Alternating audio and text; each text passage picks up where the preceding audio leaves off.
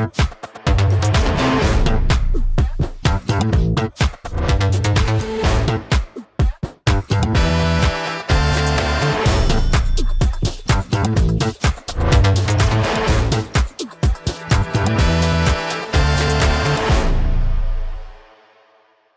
everyone, and welcome to another episode of the Virtual Ninja Show. My name is Javier Soriano, and today we have a very special day because we all love KQL. We like typing KQL, having great functionality that it brings to the SOC.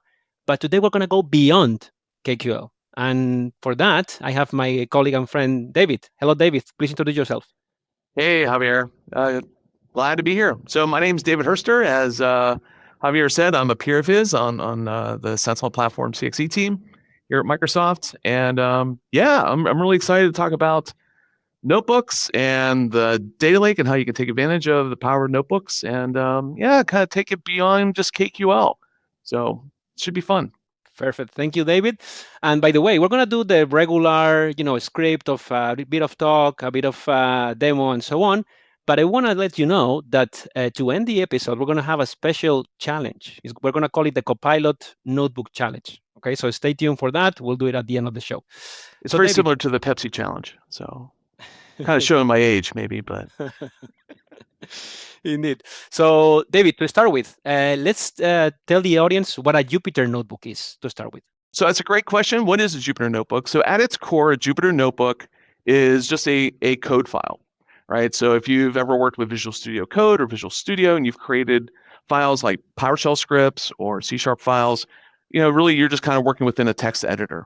Jupyter Notebook by itself is really just a text file. It's a code file. Right, and the beautiful thing about it is that it mixes documentation, which is rendered as Markdown, so it looks like HTML, along with your code. And when we work with the Sentinel data lake with Jupyter Notebooks, we're going to be using PySpark. And I'll get to why that is in a second. So that's executable code, and you can execute that code, and it goes to the data lake, it pulls data back, and it shows those results below your code. And so you can actually see the results that your code produced. So in one single file, I have documentation, code, and results. So the really nice thing about a Jupyter Notebook is then I could take that file and essentially commit it to my source code repository. Or before I even execute it, I can just save it as a template. Maybe analysts, when they're doing specific types of investigations, they go out to GitHub, they take down or pull down a particular template, they create their own version of it, and they can execute it and then save the results back up into that source code repository. So the really interesting thing now is, well, why, if we already have KQL, why do we need Jupyter Notebooks? And so when you provision, or when you onboard to the Sentinel data lake, not only do you get a Custo cluster provisioned for you automatically, but you also get a Spark cluster provisioned for you automatically. And so you don't have to provision this Spark cluster, you don't have to maintain it, you don't have to do any of those types of things. It's automatically managed by Microsoft for you. Now, why Spark is a great idea is because the data lake itself is really built to handle long-term data. So lots and lots of data, right? KQL is great, so I'm not putting it down whatsoever.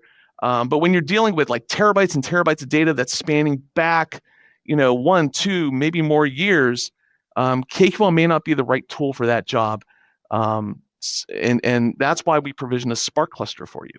That Spark cluster, or Apache Spark in itself, is an open source big data analytics platform that's really built to help to handle large amounts of volume of data.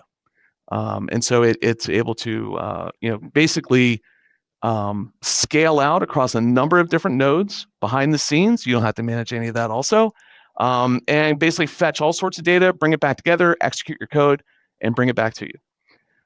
So that Apache Spark cluster under the hood really is doing a lot of that big data analytics for you. The Jupyter Notebook itself is really our interface into that Spark cluster, and that's really how you start to tap into big data analytics, machine learning, all that type of stuff that you can do with the Sentinel data lake. Yeah, so Dave, thanks a lot. Great explanation. Why don't we just go and look at the demo? How do you build a notebook? What do you need to build it? And so on. Yep. No, that sounds great. So I already have a notebook already pre-built, and we'll walk through this. It's pretty simple. But before you can really start working with notebooks to access your data lake, we need to be able to first enable the Microsoft Sentinel extension to facilitate that connection to the data lake. Now, it's an extension that we publish to the VS Code marketplace. It's freely available. So if I go into VS Code to the extensions blade and I just type in Microsoft Sentinel, I already have it installed, but this page would pop up. You would hit install. We definitely recommend clicking auto update. And essentially, that's going to give you two little tools. One is the Microsoft Sentinel Provider SDK, and we'll take a look at that when we look at the notebook. And it's also going to give you a side panel that allows you to explore the data lake. All right, so this extension installs in about 1 minute, maybe a little bit less. So it's pretty quick and it's free to download. So I've already installed this. We can take a look at the side panel. If it doesn't show up for you automatically, it would be under Microsoft Sentinel. So this side panel pops up. And as you can see, I can see my lake tables, and there's a few other panels here. We'll talk about some of them in a little bit. But here, it's essentially like a lake explorer. If you're familiar with KQL queries in the Defender portal, this is essentially the same experience. So I can look at my different asset tables under system tables and any custom logs that I've created. Obviously, I've created a lot. And then I can also take a look at all the different activity tables associated to the different workspaces that have been onboarded to the data lake. So if I have multiple workspaces onboarded to the data lake, these would all show up as top-level folders, and I could drill into the folders accordingly. So let's just take a quick look at like one of them. So let's say device events. If I clicked on that table, it actually brings up a nice schema view, so I can take a look at all the different columns and the types those columns are. That definitely helps you when you're building out code because you're not quite sure, is local port a string or an int? And now in this extension, I am authenticating with a user that has access to the data lake, I assume, right? That is correct, yes. And so when you first open up this panel, if you've not authenticated to the data lake yet, it will prompt you to authenticate at that point. And so, yeah, as you said, use the same credentials you use when you authenticate against the Defender portal to get into the lake. Perfect. Okay, let's go look at the notebook. All right. So we're going to just go back to file view here for the moment.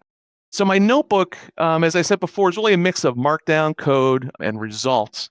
And really, each one of those sections are called cells, right? So a markdown cell is just straight text. And you can use markdown if you want. So you can make it look a little prettier, bigger fonts, smaller fonts, all that kind of stuff. You can even include images. So that kind of helps with documentation of your code.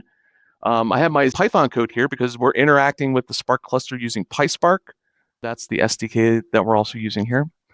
And so I have a code cell, and then if I were to execute this cell, which I did, but there's no results, the results would show underneath. So for example, this cell here is, and I'll get into the details here in a moment, but I executed basically a read against the sign-in logs table. I pulled back a handful of columns. I'm caching that table for performance reasons. I'm just showing it, and this basically just shows a quick view of that table. So really I have 3 cells here, markdown, code, results. And the beautiful thing is that's now all part of the file. I can commit that back to a repository if other people want to collaborate on it or even see the results. So it's pretty powerful what you can do with this. All right, so let's look at the Python code that we're writing and how you can really get started creating a notebook against the lake. The very first thing is, after we've installed that extension, we now have access to the Microsoft Sentinel provider. That's really our SDK that surfaces a handful of methods like read table and write table that allow you to interact with the data lake. We're really trying to keep it that simple. But this first line of my Python code here, where I'm basically saying I want to be able to use this library, this class, is very important. I have some other constants in here. This is just a coding style. Your mileage may vary. But then again, once I've imported in this class, I then instantiate it, and then I can use this data provider throughout the rest of my notebook. So from a scope perspective, if you're a coder, the scope of that data provider variable goes throughout the rest of this notebook at this point. Got it. And by the way, David, we have sample notebooks, right, that we provide with the extension as well? We do. So if you take a look at the notebook samples pane, we actually have a tutorial that kind of walks you through the real basics, kind of like what I'm going to do. And then also a password spray sample that's a little bit more involved. And actually, I would say it's much more of an enterprise type of example because really it's taking in data, it's actually creating insights, it's storing off those insights into system tables and then reusing that data over time to just generate more detections about whether or not password spray attacks have been happening. And that actually leads me to another key point of why you may want to use notebooks is that notebooks can actually write back to the data lake directly and also the analytics tier. So you have that flexibility with a notebook, and I'll share that in a moment. Very interesting. Cool. So Yeah. how do we execute this thing? First, you have to say, well, what kernel do I want to use? Now, a kernel, when you're talking about notebooks, think of it as a runtime. So I have already a kernel selected, but I could choose from a couple different ones. Now, this varies based upon what you have installed in your environment. Now, I have a couple different kernels installed, but when you install the Microsoft Sentinel extension from the extension marketplace, you get a Microsoft Sentinel kernel. So that will be enabled for you. And those kernels are the ones that you mentioned before, right? Those Spark clusters that are in the cloud managed by Microsoft. Is that right? Yeah, so that kernel essentially is like that runtime that you're interacting with against the Spark cluster behind the scenes. Right, but it's nothing in my computer. It's something that is running on the cloud, hosted and managed by Microsoft, right? That's actually very important. Everything that you're executing here in this notebook, you're actually sending to the cluster, and it's executing there. So got it. Perfect. Yep. And then once you've selected that kernel, you can actually choose from a couple different pools. There's a small, medium, and large pool. And really what those pools mean is it's the number of cores that, and think of that as like, how many CPUs are running to execute my code, right? So I have this notebook job. It's going to scan, maybe, a couple terabyte or petabytes of data, whatever it might be. Maybe it's a larger job. It's going to do a lot of ML work. Maybe I need a medium pool or a large pool, right? So based on like how complex the notebook is, how much data you're probably dealing with, how many different interactions you might have, you will really determine what size of pool you want to use. So think of small as being like, I'm just doing some quick tests on small amounts of data. Medium, probably good for most workloads. To do basic querying and maybe some writing back to the lake. Large, I'm doing some heavy duty machine learning type of stuff, and working with tons and tons of data. Makes sense. That's probably a quick guideline there. And depending on which kernel I select, then I will be charged accordingly, right? So one kernel that is bigger, I will get, I guess, it has a bigger cost, right? No, actually, so the pricing for the Sentinel data lakes, it's called the Advanced Analytics Meter. That's really your Spark jobs. It's really based on the number of vCores. So it's a flat vCore pricing. So it's, for East US, as of the time of this recording, it's 15 cents a vCore hour. So if I were to look at my medium pool here, there's 32 vCores that are available in the medium pool. So you could, my math's not great at the moment, but 15 cents times 32 vCores, that's how much my hourly cost would be for running that notebook. So it's not based on the amount of data that you're querying. It's based on how many vCores are being used. Got it. And if I run my notebook in 10 minutes, then I only pay for those 10 minutes or for the full hour. That's correct. Yep. Yeah, it is fractional. It's not like it just rounds up to the next hour. Got it. Perfect. That's great. Yeah. Okay, so we kind of explained, all right, how do I get started? How do I select the right kernel? So at this point now, we're actually able to run our notebook. And so I have already created this notebook and run it, but we'll give it a shot. All right, you can see it's executing. And right here, right below the code, we have a quick output of the data frame that we selected. Now, data frame, think of that as a data set. Basically, it's like an in-memory table of your result set. Got it. And Dave, besides having here like a visualization of the table that I see as an output, are there any other visualizations that I can use that are more advanced? Definitely. Yeah, that's actually another big benefit that notebooks provide. You can have, your output also be visualizations or just text or whatever it might be. Here's a quick sample while the rest of this notebook's running is I actually used, a little bit of AI to create a quick notebook, do some beaconing detection. So it created a number of quick steps, but pretty cool is that part of the output are some really interesting charts, right? So I can take a look at my beaconing pattern over time and even look at, how many different connections are happening on an hourly basis. This was like the most suspicious looking executable. So anyway, those are some really neat things you can do with notebooks too, is like intermingle visualizations with outputs. But by the way, So Dave, one question that I get asked from customers every now and then is, can I use any library that I want, or I'm limited in the number of libraries that I have available, the Python libraries that I have available? that's a great question. So right now with the data lake, think of it as a closed system. So we have basically we're using the Synapse libraries behind the scenes. And so that is a defined set of Python and other libraries that are available to you.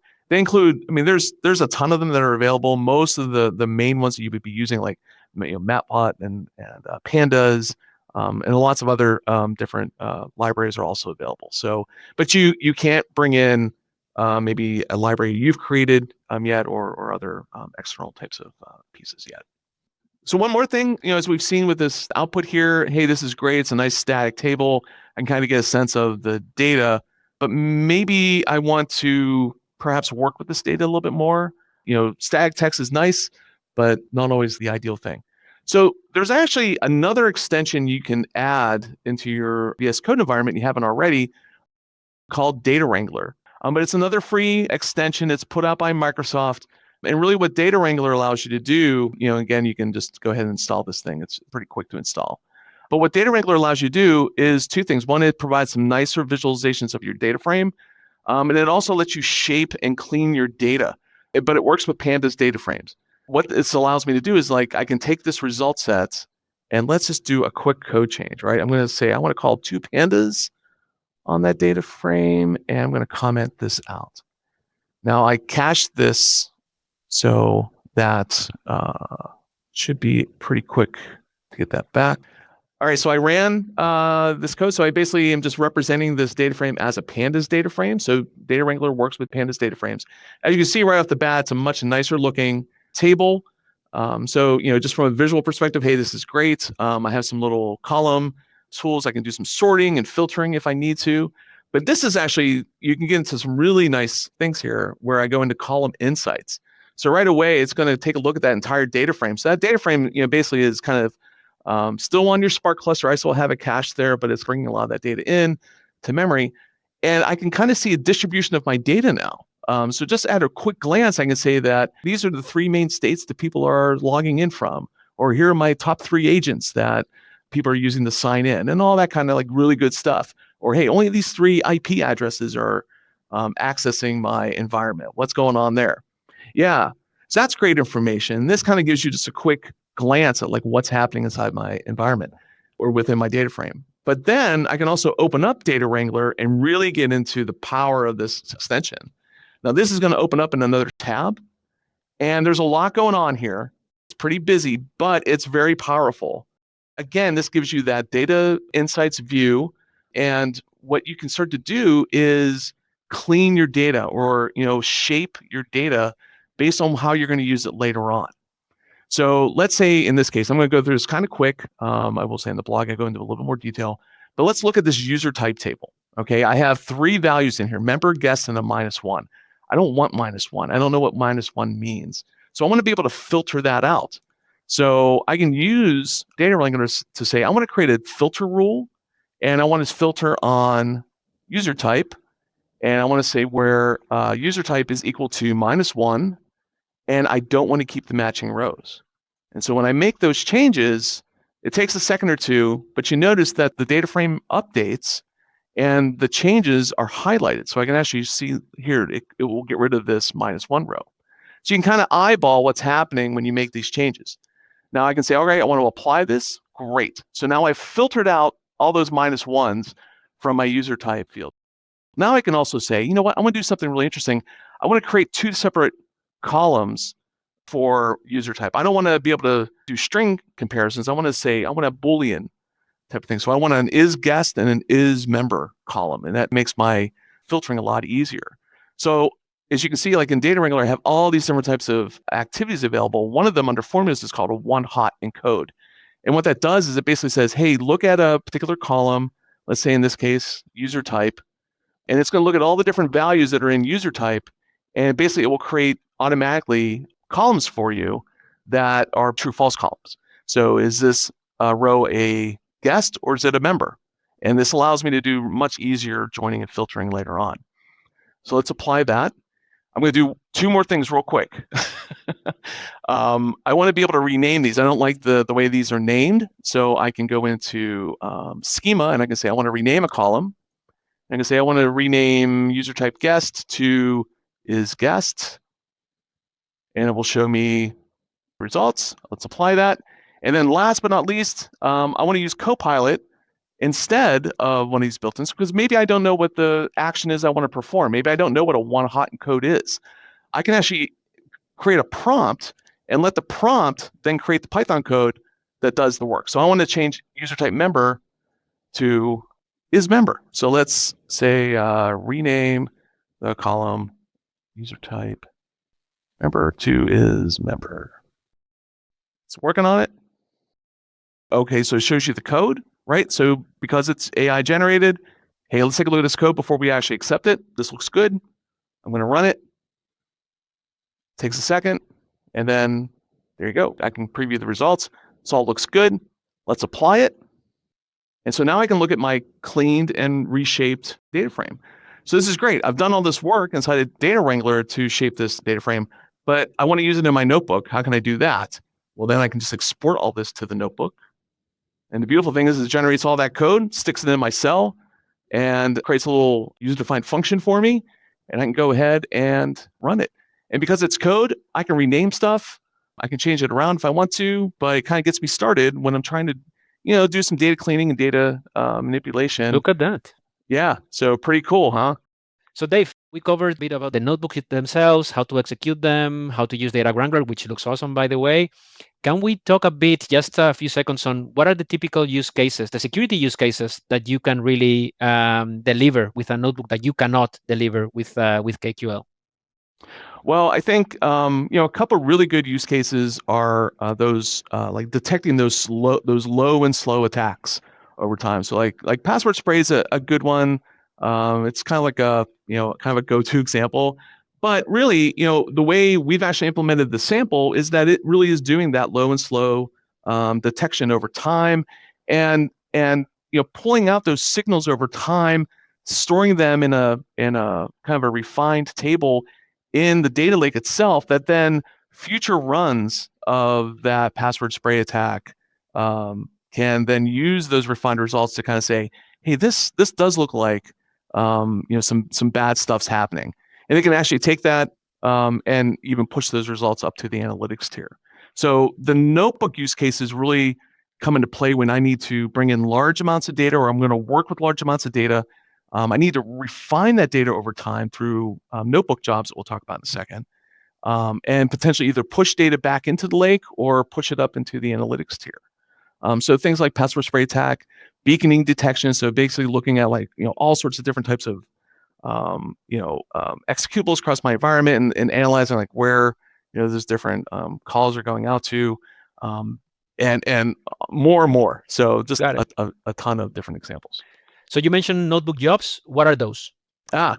So let's say I've created this notebook and I've modified it quite a bit, but let's say, this notebook job, which, by the way, at the end of the day, it actually writes data back out into the lake. And I do that through a save as table call. I want to be able to schedule this on a daily basis, let's say. I don't want to have to go into VS Code every day and run this. So I can schedule this as a notebook job, just like I could a KQL job. Now I set this all up through VS Code, so I can just right click on the notebook and I can say Microsoft Sentinel, and I'm going to create a scheduled job. And so this template comes up. And the really cool thing about this, in my opinion, and I come from like more of a developer background, is that the job information is saved as a YAML file. So it's all configuration. And I can commit this again to source code. So I can commit to my GitHub or DevOps or whatever it might be. And so other people can look at it, modify it if they need to. But creating that job, again, if you've created a KQL job, it's very similar. I give it a name. The path is already filled in for me. That's the notebook that's being executed. I can give it a description. And then at that point, I had to specify, well, what pool am I going to use to run this, on the scheduled basis? And again, I have my small, medium, and large pools, and it gives me the indication of how many V cores are being used. And then last but not least, what's the schedule for this notebook? Is it on demand, meaning I can go into my list of notebook jobs and just say execute? Or can I schedule it to run on a regular basis? And so in this case here, maybe I want it to run every day. I can say when I want it to start and when I want it to end. And then I can say, hey, I want this to run forever. Once I've done all that, I've set all my metadata, I can go ahead and submit that job. And it's essentially handled by the task scheduler inside of the data lake. And then it will run, I think, usually like within the next 20 minutes or so. And actually, if you go to the portal, you can see these notebook jobs along with your KQL jobs. You can see them there scheduled and how they execute, whether or not they succeeded, right? That's right. You can even see your jobs in the extension too. So here are all my notebook jobs I have available. So I can maybe pick this guy. I don't know. I just picked this randomly. So let's see what happens. So with this job here, I can actually, run it at this point in time. I can disable it. I can delete it just like I can most of the KQL job type of actions up in the Defender portal. And I get a history too. Okay, Dave, so this is all great. I see that you know a lot about how to develop these notebooks, how to write Python, but I have no idea, right? So I wanna challenge you, and I wanna challenge Copilot to be able to provide or to write a notebook from scratch, from nothing, just from my prompt, right? So I have a use case in mind, and I'm gonna give it to you, and we're gonna see live how Copilot, GitHub Copilot in this case, is able to write, to create the notebook. Let's see if it succeeds or not. What do you think? Let's see. Let's take it for a spin. Let's see what happens. Perfect. Let's go. All right. So, tell us how you open that up. How do you engage Copilot here? Oh, let's walk through the basics here. All right. So I'm going to clear all my tabs. Let's close that off. All right. No cheating. No cheating, Copilot. No cheating, David. I'm not cheating. Not yet. So if I want to start to use chat within my VS Code environment, I'm going to toggle my chat button here. And really, the work's going to be done inside of my context menu here.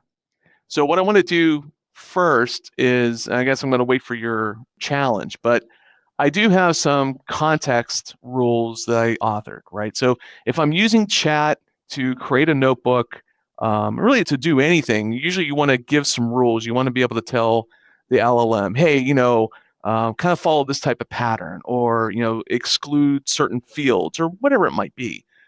In this case here, I'm going to use Claude, hey, use these two URLs for some references about the Sentinel data provider and some examples that we have in our docs. So definitely, if you're starting out with notebooks, take a look at our samples. And then also, here's some other rules. If I'm going to enrich data with, system data tables, here's some tables you can use for different purposes. Or I want to use cache in order to cache my data frames between cells, so I don't have to rebuild them every single time. Things along those lines, right? So that's kind of what this rules file is. And this is kind of my starting point. Do we have that file posted somewhere that I can also use in my own VS Code? We don't, but I can share it, and we can actually throw it in the comments. Perfect. That sounds good to me. Definitely, yeah. But once I have authored those rules, I want to be able to add that context to my chat context. So I used a little attachment button to do that. So you can see the context is here. Perfect. Okay, so let's go with the scenario. So, Dave, I want Copilot, GitHub Copilot, to write for me a Sentinel Data Lake notebook that is able to detect beaconing patterns in my networking traffic, right, from device network events, for example, and others, and also enrich with Entra information, right? So Entra ID information that brings information about users. So being able to correlate or enrich that together and provide, again, that detection of beaconing patterns. Okay. All right, let's do it. All right, so I've typed in this prompt, right? So create a new Python interactive notebook, looks at the data lake, looks at indications of beaconing behavior over the last 3 months. I wanted to provide like device ID and name, application names, and other information that might be relevant to the attack. So I'm kind of leaving it open. And then name the notebook beaconing test for IPYMB, right? So it's going to take this prompt along with the context that I provided it and then start to formulate that notebook. So let's let her rip and see what happens. So I hit play. And I'm going to sit back and get a cup of coffee and relax. And relax. Let the robots do the work. But you can see how it's kind of looking through. Actually, it looks through some of the stuff I already have in my directory. But you can look at how it's reasoning and trying to figure out what types of actions it's going to call. Okay, Dave, so what do we have here? Copilot has been doing the job, and we have already a pretty decent notebook, I think. Yeah, so it's building it out. The really interesting thing is it's actually putting comments in, kind of explaining what it's doing. So it's even, hey, if you're new to beaconing, what's this all about? So it's Isn't he polite? Isn't he polite? Right? It's extremely polite. Yes. So even if you're having a bad day, it's very polite. So it's very nice. Even describing the detection approach, the coefficient of variation. So it's really nice. Not only is it just providing the code, but it's also providing some documentation so that it's not just you that may use this notebook. Others on your team may use this notebook. So it actually helps people to understand. And that, again, I think that just reiterates the power that notebooks provide over, again, not trashing KQL, but with KQL, you might just have inline comments. But this here, you can actually have like real documentation to go along with the code that you're trying to execute. So we can take a look here real quick. Hey, it's pulled in the Microsoft Sentinel provider, which is excellent. It's instantiated that provider the way it should. It's even pulled in some additional libraries, so things like pandas, which is a great data science library that Python has. It's probably one of the most used libraries out there, and even Matplotlib. So some visualizations might be building out here too. So again, you can see how it's querying the device networks events table. So it's pulling that in, pulling in a handful of different columns.